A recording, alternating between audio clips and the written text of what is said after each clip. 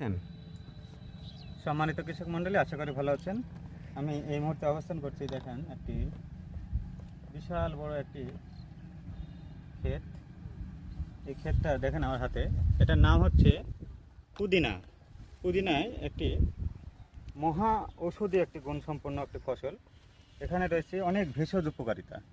পুদিনাতে রয়েছে অনেক ভেষজ উপকারিতা। আপনারা এটা হচ্ছে রৌদ্রোজ্জ্বল আবহাওয়ায় বা রৌদ্রোজ্জ্বল স্থানে অথবা আপনার আধো ছায়া স্থানে এই পুদিনা চাষাবাদ করা যায়। এছাড়া আপনারা বাড়ির আঙ্গিনায় অথবা ছাদে টবে আপনারা এই পুদিনা চাষাবাদ করতে পারবেন। পুদিনা হচ্ছে পেট ব্যথা, বদহজম, মানে পুদিনাতে আছে ম্যানথল, যেটা আপনি বদহজমে দূর করতে সাহায্য করে। এছাড়া অনেক রয়েছে, মাথা ব্যথা, গ্যাস সমস্যা, সর্দি কাশি, ঠান্ডাজনিত সমস্যার জন্য পুদিনার পাতা চিবিয়ে খেলে অথবা চায়ের সঙ্গে খেলে আপনার অনেক উপকার পাওয়া যাবে। পুদিনাতে হাজার গুণ রয়েছে। এতে রয়েছে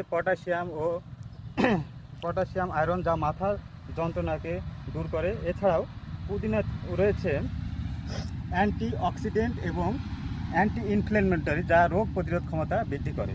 তো সুপ্রিয় কৃষক মণ্ডলীরা, আপনারা সবাই পুদিনা চাষাবাদ করবেন, অন্তত পক্ষে বাড়ির আঙ্গিনায় অথবা ছাদে পুদিনা চাষ করবেন এবং চায়ের সঙ্গে, ভর্তার সঙ্গে, এছাড়া অন্যান্য সবজি বা চপের সঙ্গে পুদিনা পাতা খেতে পারবেন। ধন্যবাদ সবাই।